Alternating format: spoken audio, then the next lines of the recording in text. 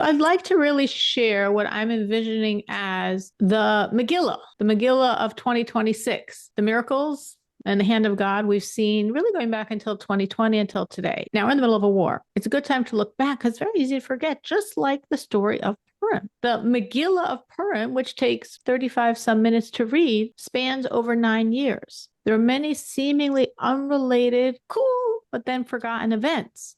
Right? The king Ahasuerus has a party for 6 months, which, ends at the end with the execution of Vashti. 4 years later, Esther becomes queen. 5 years after Esther becomes queen, we have Haman's plot against the Jews. So when you live through those events over the 9 years, not necessarily did you connect the party, the significance of Vashti's execution, Esther becoming the queen, and you linked it all in your brain to Haman's plot. But when you read it in the Megillah, you see boom, boom, boom, boom, boom. Really, my goal is to show two things. One, it's very easy to forget. We live, we get distracted, we forget the amazing miracles that keep happening, the amazing hand of God, like Purim. And also this long vision, this finding God in very flimsy disguises. So I really wanted to recap, highlight some of the miracles that we've experienced in the last 2.5 years and the chain of events that killed Khomeini and is currently destroying the evil of Iran. And I worked hard. I prepared a lot. I'm sure I missed many. I also want to point out that this is a very Mashiach thing to do because it's very Mashiach to celebrate and thank God for miracles. As it says about a very, very great king of the Jews, descendant of David, Chizkiah, who was perhaps one of his greatest, if not greatest, descendant in the kings at that time. And he was such a holy, amazing king that it was said in heavens he should have been Mashiach. He should have been the savior. But he experienced some really big miracles and he didn't thank you for them, God. Okay, yeah, we can't make him the Messiah. So from this, we learn that thanking and acknowledging the miracles is directly connected to bringing Mashiach. And also, I think it's so interesting how there's so many miracles that have been happening in these last years. And yet, just like Purim, every miracle is within nature. It's like we have two choices. We can look at nature and see miracles. And if we want, a person can look at miracles and see nature. So I highly propose the first perspective, and that's what we're going to be focusing on. I have here 19 different events I want to focus on, miracles and steps leading to today, meaning some more I'm focusing on in terms of, wow, God's miracles, God's miracles, God's miracles, to have the right set of eyes as we look at everything unfolding. And others are not per se miracles, but they're definitely, with 2020 hindsight, steps God put into place to create today. So the first thing I want to focus on goes back to 2020, so long ago, but now it's 2026. So 6 years ago, God did something then that really helped create where we are now. Now, there's many things God did, and some things I'm completely unaware of. Obviously, I'm still classified top secret. And some things, well, I wasn't sure to include it or not. But I think this is very significant. This was on January 3rd of 2020.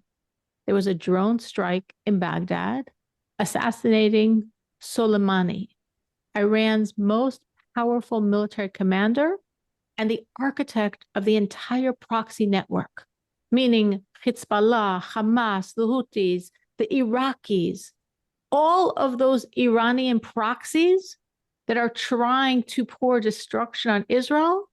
They're all funded by Iran, built by Iran, run by Iran. And there was really all one man. This one murderer, this one horrific assassin, terrorist, Soleimani, he built them, he funded them, he ran them. And Trump in 2020, first time around, had him assassinated. With him gone, it's like Iran's strategic brain is gone. So there's been so many proxy fumbles, so many coordination failures, as I'll soon highlight a very significant one.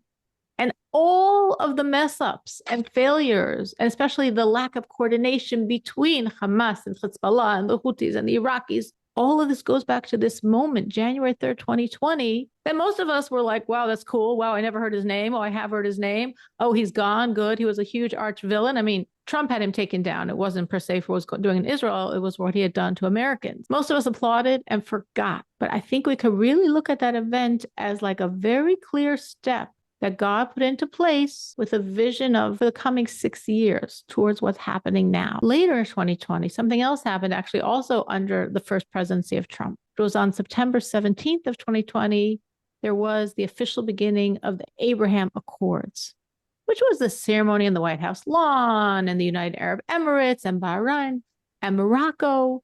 They all signed, they were normalizing relationships with Israel.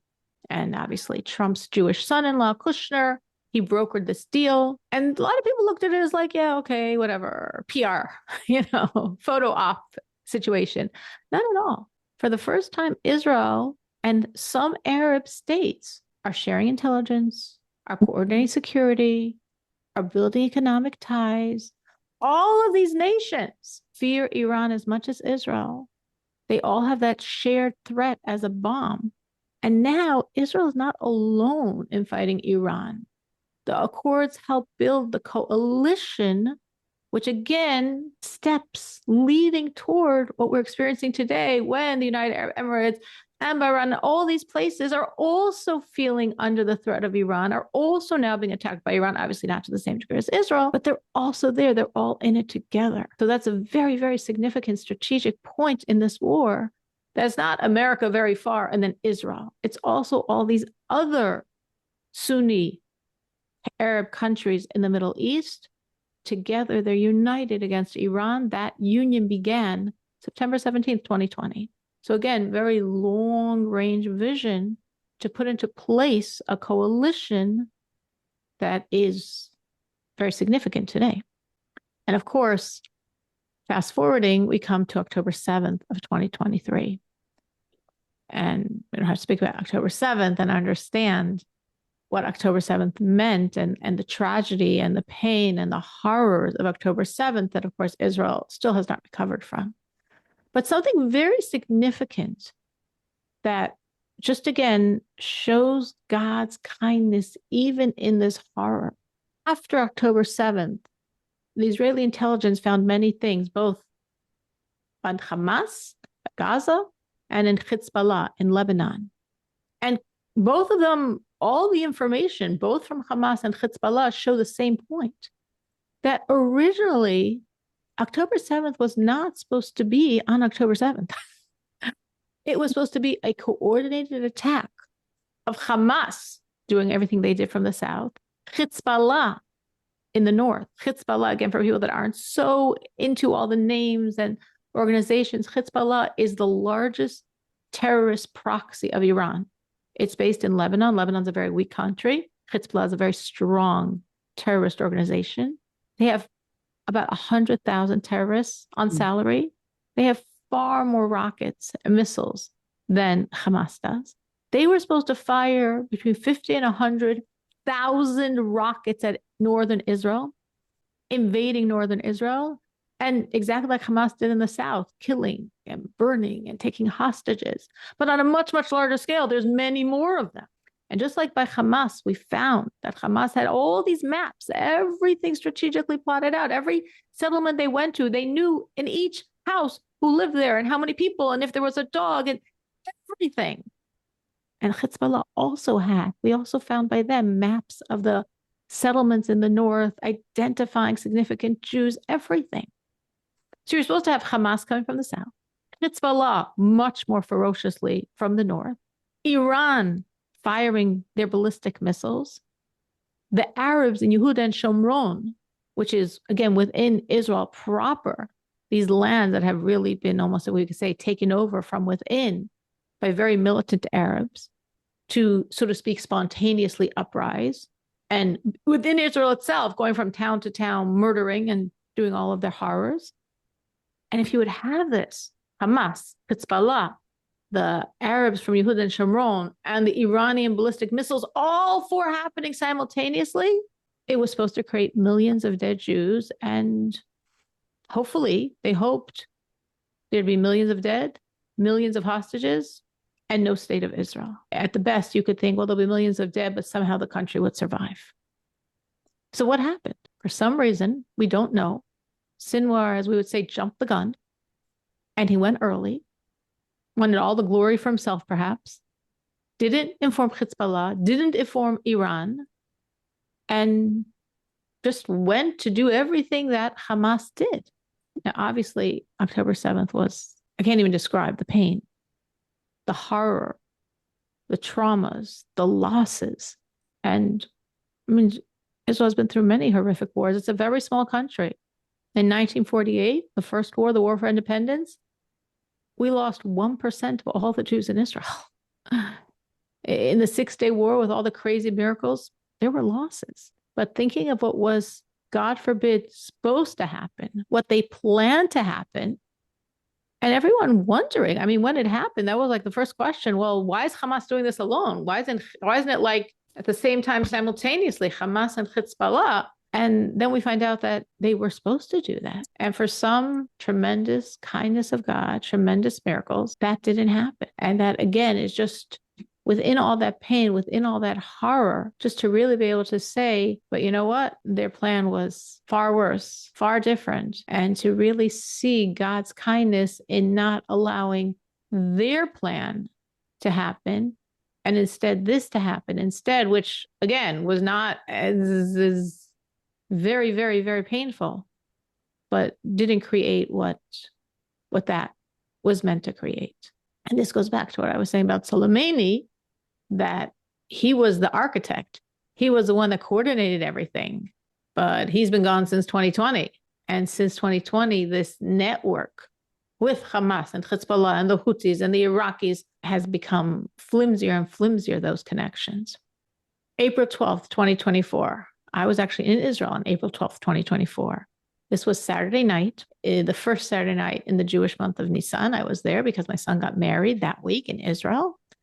Iran sent 200 ballistic missiles plus, and not one Jew was killed. Complete embarrassment, complete shame. They were so shameful in the whole Middle East among all their peers and contemporaries. You know, we're so tough.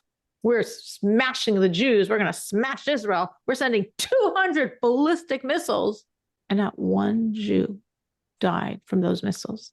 And I was there. I was in Jerusalem. The next day, Sunday, Jerusalem was bustling, you know? And just to put in perspective, the Gulf War, that was also insane miracles, there was 39 missiles. 39 missiles in the entire Gulf War, just on one event that I'm focusing on. From the 19 I'm going to touch on, there were 200 ballistic missiles. And it doesn't make any sense. Israel has something called an Iron Dome to take down missiles. They have another layer of defense called David's Slingshot. They have another layer of defense, the Arrow system. But still, even with the Iron Dome and David's Slingshot and the Arrow system, it's not 100% protection. But for some reason, it was. And that's just, again, thank you, God, as the miracles continue. On May 19th of 2024, okay, if you're holding the timeline, this is about a month later. April 12th was that first Saturday night in Nisan. Iran sends 200 ballistic missiles. They get shot down. They land in empty territories. Not one Jew gets harmed. A little over a month later, May 19th, 2024, also something that made no sense, but of course we all saw when it happened, is the Iranian president, Raisi, his helicopter crashed. It was very bad weather. It was fog. It makes no sense. There were 3 helicopters, in a convoy together. The other 2 got through. Seemingly he was in the best helicopter with the best pilot, his crashed.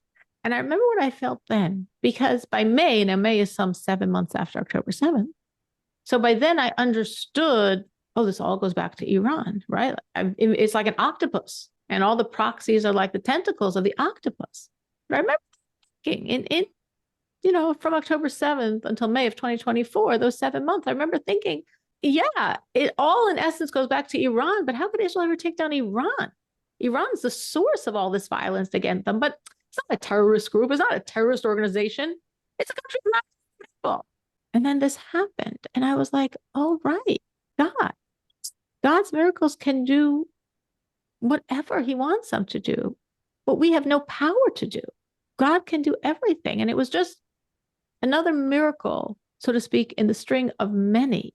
Another arch villain who has the blood of so many of his own people on his hands. And another very significant weakening of Iran. And each time God does something else, God does something else to weaken them. Where we come to this point now in 2026, where they've lost a lot of their top people already before we even start. Before we start this war, so many of their top people are gone. God did each one precisely to make this total destruction of them possible. So that was in May of 2024. I'm going to jump now to July of 2024, where you might think it has nothing to do with anything, but I think it's very significant. Again, looking just like the scroll of Esther, where we have 9 years contracted into about 35, 40 minutes, and you see all the events lining up. So I'm taking also not 9 years, but about 6 years, focusing on 19 events, and I think they all are related. So July 13th of 2024 was when Trump survived this assassination attempt that almost killed him. And the more you know about that assassination attempt, this bullet missed his head by less than an inch. Literally, he turned his head a split second before that bullet passed by. All right, we all know he was shot. He was wounded in his upper right ear from crooks who fired 8 rounds from a rifle that killed an audience member, that critically injured 2 others. He had 4 seconds. 4 seconds after he began firing, a member of the emergency service unit shot at him and hit his rifle. So that's why he wasn't able to shoot anymore. And 12 seconds later, he was shot and killed by the counter sniper team of the Secret Service. But I put this here. I really thought a lot about it. Should I put it in? Should I not put it in? But I do feel it's so significant in terms of this whole scroll of what we were experiencing to lead to this point today, because this allowed Trump to be back in office and to be president now. And I was even thinking, wow, it's so interesting. God didn't allow Trump to win his second term. And then he won this one. And that's pretty unusual. He won a term. Everyone thought he was going to lose it. I mean, they already had the celebrations planned for Clinton. They already had this beautiful stage, like in the shape of America. Everything was planned. Everyone knew she was winning, and God thought differently, and he won. And then the next term, he lost, and then he won this one. And I was like, maybe, his not winning the second election is to make sure he's in place now. He couldn't have done this then. The other pieces weren't in place, but now, when he's there to be the tool for America to enter into and really destroy this evil. I thought, again, if you look at things with that perspective, wow, so interesting. And there were many other things I thought of that I didn't bring in here because there's only so much I can share and take you on this overview of a lot of history quickly. But just the more you think, the more you see, oh, wow, and maybe that's why that happened. Oh, wow, and maybe that's why that happened. Because everything sort of comes into place. So that was in July of 2024. That was, as we said, July 13th of 2024. Continuing on the 31st of July of 2024, another complete miracle that we have no clue actually how it happened, which was the assassination of Ismail Haniyeh. He was the political leader of Hamas. Why is it such a crazy miracle? Well, he and his personal bodyguard were in the Iranian capital of Tehran, and somehow the Israelis got him. And the interesting thing is, still no one knows how. He was in a military-run guest house. He had just come for the inauguration ceremony of the new Iranian president, right? We spoke about how God took down the other one. And this tremendously weakened Hamas. They lost their political leader, right? They have their military leader, Sinwar. They have Haniyeh as their political leader. Suddenly, he's gone. So they don't have his assets. And it's a tremendous blow in the psychological warfare. We can and we will get you where? We got you in Tehran itself. And again, it was so interesting because even till today, nobody exactly knows how they got him. I mean, some say it was a missile strike. Some say it was a remotely detonated explosive device hidden in the bedroom at this military-run guest house. Again, we can and we will get you, and you won't even know how. Now, that was July 31st. The day before, I so remember when this happened because it was boom, boom, within 24 hours, was unbelievable. The day before, Fuad Shukar, who was a senior Hezbollah military commander. He had a 5 million US bounty on his head because of his involvement in the 83 Beirut Marine Barracks bombing, which killed 241 service members. And nobody knew where he was. He had no communication except very secretly courier messages. Nobody could ever know where he is. Somehow Israel knew. Somehow Israel did a very precise airstrike in Beirut, assassinating him. One of the biggest blows of the Hezbollah leadership. Again, no one knows where he was, but Israel knew. And Israel got him without any loss of Israeli life. I'm just remembering when it happened and feeling like, wow, here's someone that America wants. And America's saying, we'll give you $5 million, but of course it's impossible.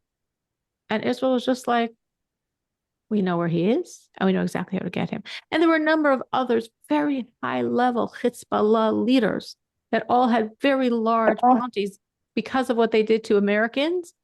And again, over this time, Israel found them and took care of them one by one. Ash, did you want to say something? No, Oh, okay. I thought it was from you. Anyone want to add something or question or add or comment?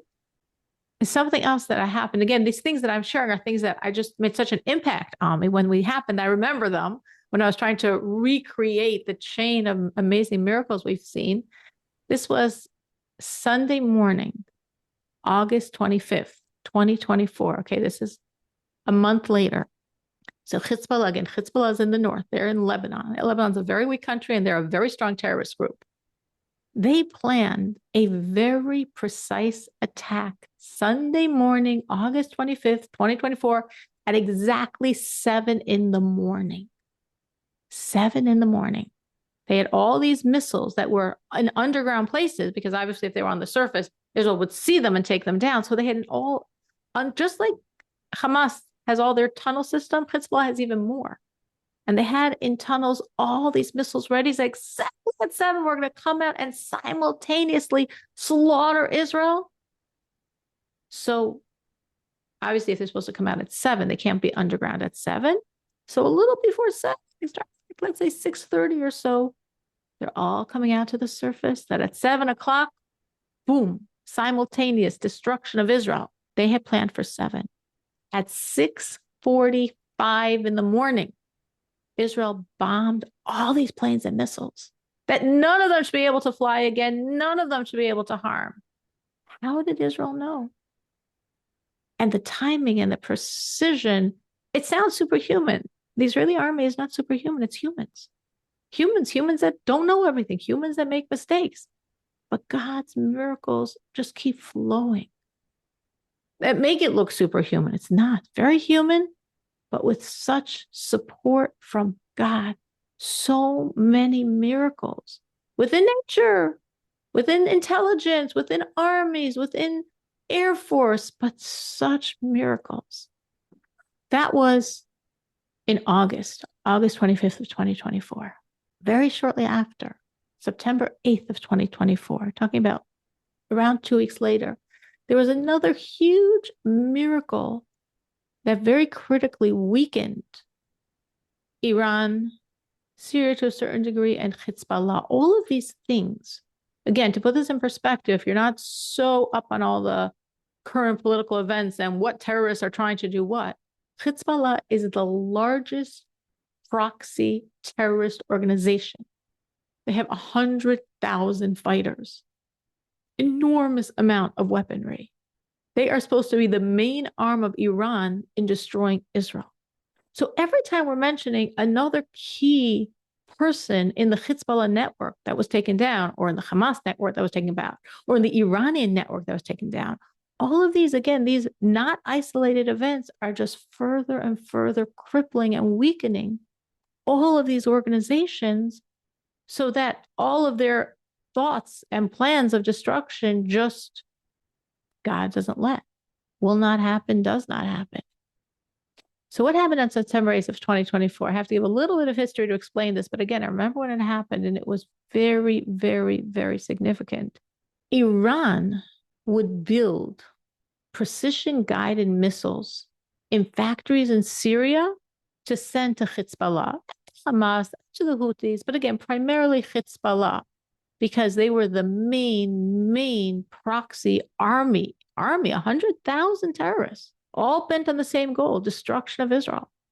That is the goal. It says about Khomeini that I think when he was, I think it was with this, I don't remember, the Spanish foreign minister, someone like that had come to visit Khomeini, and he was trying to understand, you know, what's this all about? Like, what's your vision? What's your goal? And he tried asking him questions, and he wasn't giving him any direct answers. And finally, he said to him, "What do you think about when you wake up in the morning?"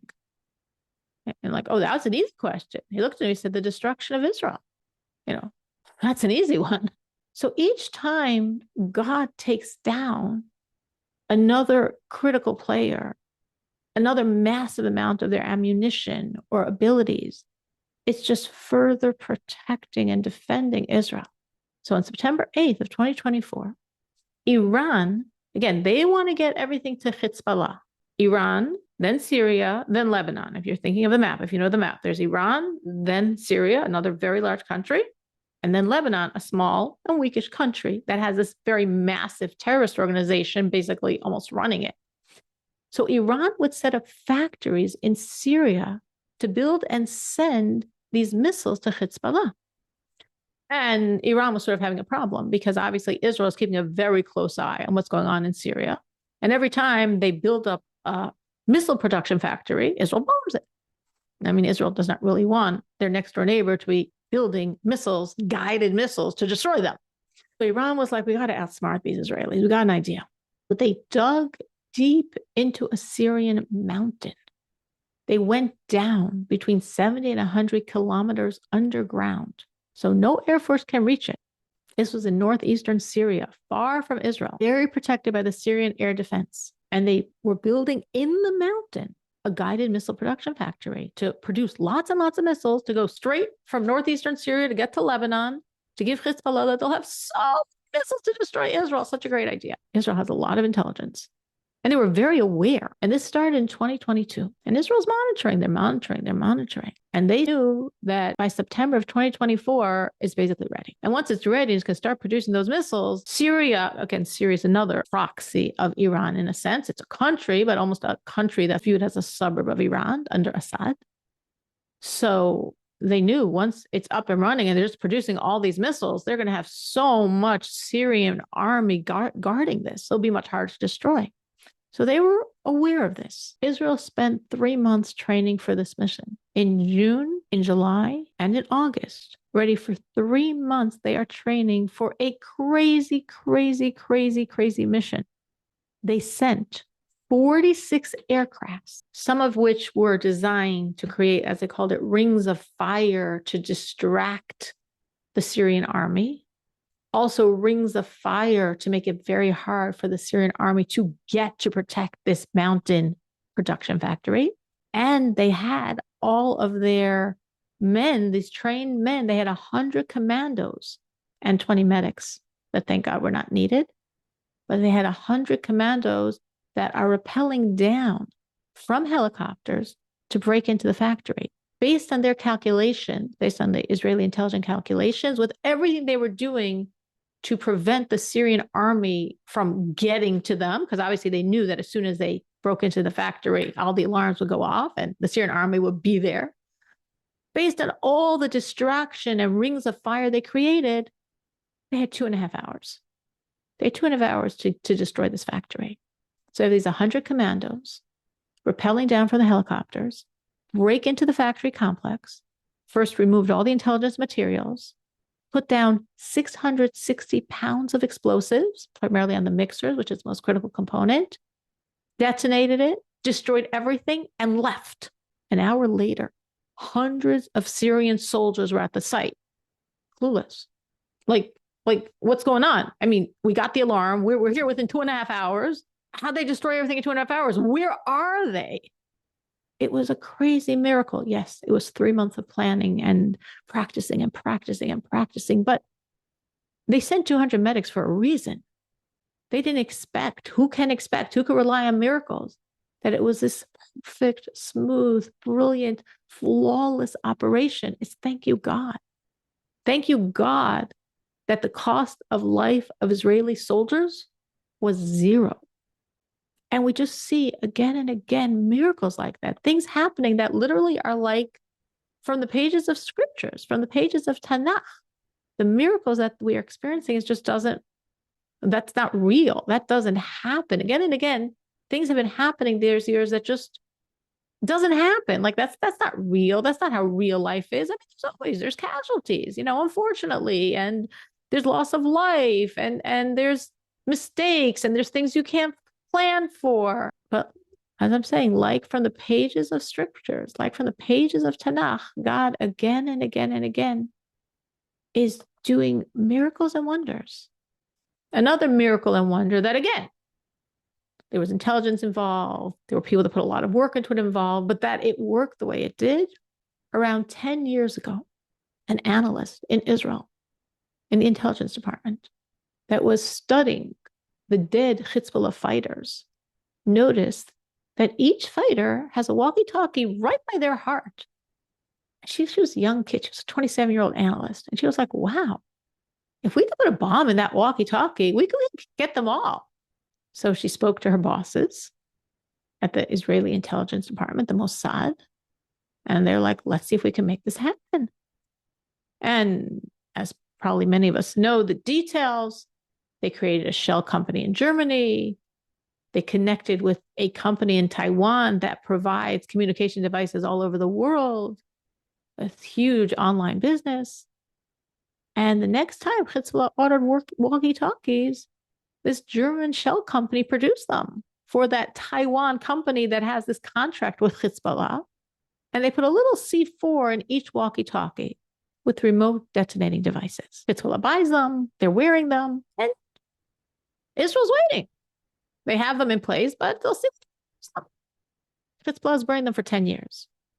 The head of Hezbollah, his name, again, horrific, evil person that has so much blood on his hands, so blood of Americans and Israelis and other human beings.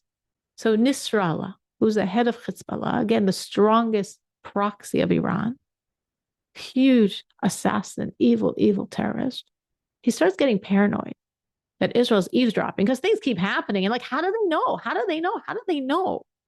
And he was like, Israel's so high tech. If we want to evade Israeli detection, we have to go really low tech.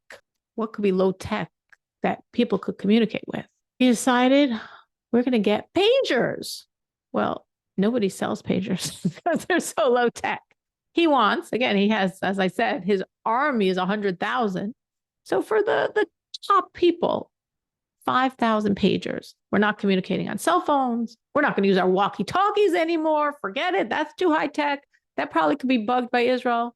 We're going to have pagers. Now, people weren't really making pagers. But 2 years before, Nasrallah had this brainstorm that I have to evade Israel's high tech. So I'm going to go low tech. What's low tech that we communicate on? I'm going to get a pager.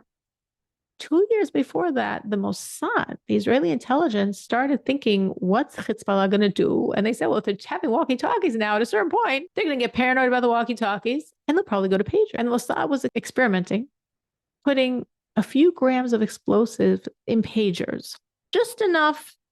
They wanted it to be just enough to harm the person holding it and not enough to harm anyone else. So a very small, precise amount. And they experimented with ringtones, which create urgency enough that someone's going to pick it up. Because, if you blow it up and then pick it up, doesn't help that much. How long does it take to answer a ringtone? They got it precise, 7 seconds.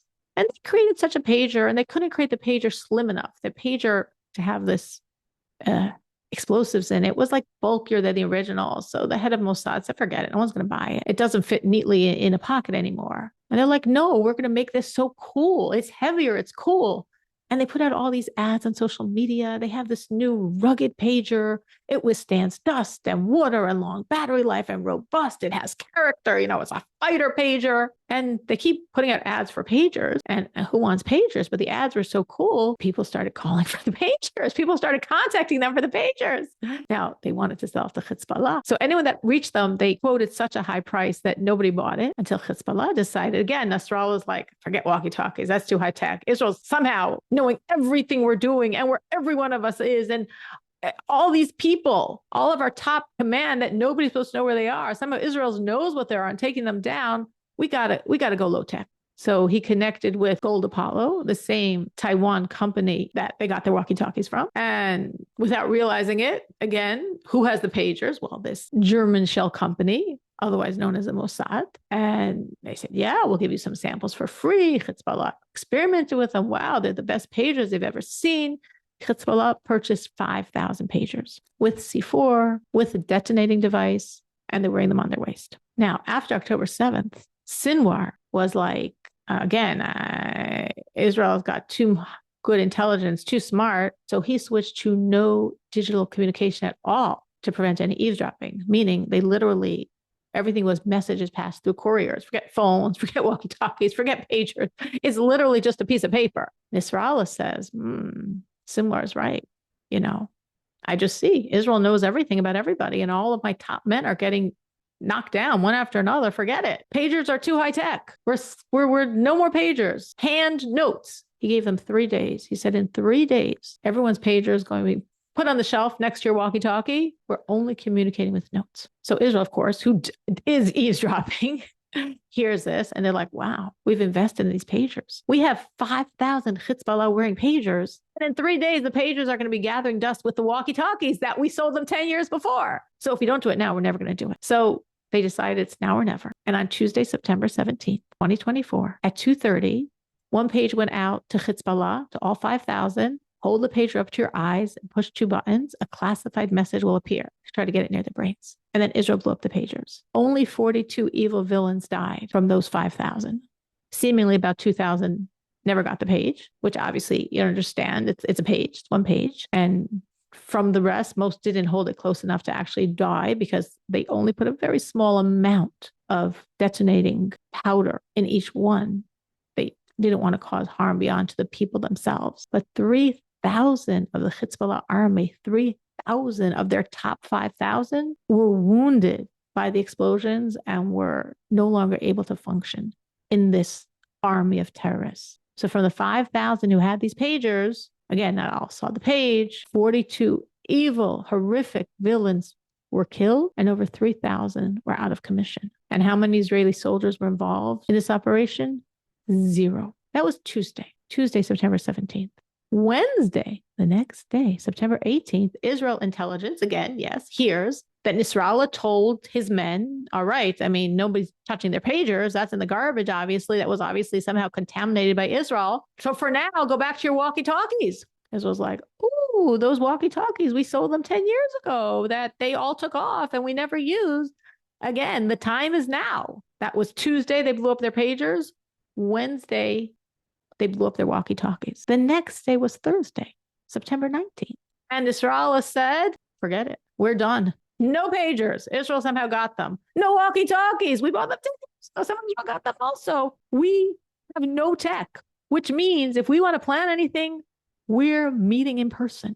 And we've got a plan. We've got to figure out how to deal with this Israel threat that's in the very devices by our hearts. So Nasrallah had his 20 remaining commanders, his highest commanders, gathered together personally in a certain apartment in Beirut. And 3 Israeli F-15s came, 3 planes, 3 missiles, went directly to that apartment and took down all 20 commanders. Tuesday, Wednesday, Thursday, Hezbollah is decimated. It's a psychological blow. We're not safe anywhere, any situation, with anything.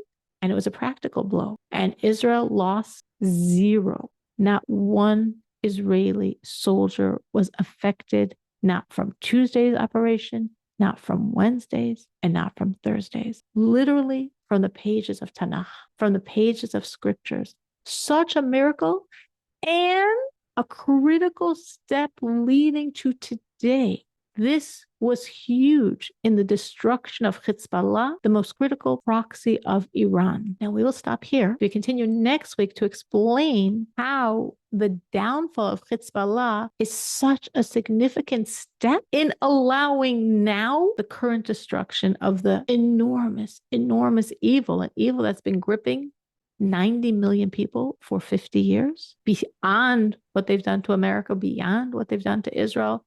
Their own 90 million citizens, this evil and control and horrors that they've been doing for 50 years, that now we can take them down, totally is a direct connection from the destruction of Hezbollah. So I went into a lot of details showing the miracles and miracles and miracles, but it's also very, very significant. Again, just like the scroll of Esther, the scroll of the miracles and redemption happening now is so tied into this destruction of Hezbollah. What we are supposed to gain from this is two very critical points. One, look at God's miracles, look at his kindnesses, to trust them now. And two, to have that perspective and understand how event after event after event, seemingly isolated, nothing's isolated. It's all the master plan of the master of God. And when you can just look with this perspective, you see how this had to happen to allow this to happen, to create the opportunity now to remove this horrible, horrible evil. And obviously the removing of evil, welcoming in of the redemption.